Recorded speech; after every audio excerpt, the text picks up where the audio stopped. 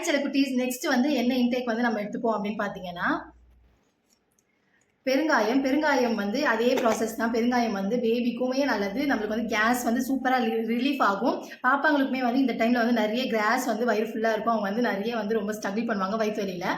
So வந்து கண்டிப்பாக நீங்கள் இதை வந்து உங்களுக்காகவும் உங்களோட பேபிக்காகவுமே வந்து ட்ரை பண்ணுங்கள்.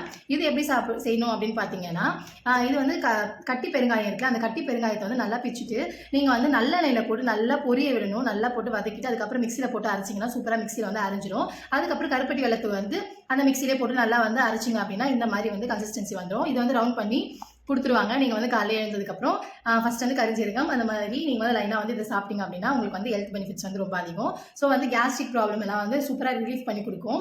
இது வந்து சாப்பிட்றதுக்கு தான் கொஞ்சம் பயம். ஏன்னா வந்து பல்லுலாம் வந்து பல்ல படிச்சு அப்படின்னா சொத்தையாயிடும் அப்படின்னு சொல்லுவாங்க. ஸோ அதுக்கு பயந்துட்டே வந்து காலைல எழுந்து சாப்பிடணும். காலைல வந்து பயந்துட்டே பல்ல படாமல் வாயில் போட்டு முழுங்கிடுவேன் தண்ணி குடிச்சு. ஸோ அந்த மாதிரி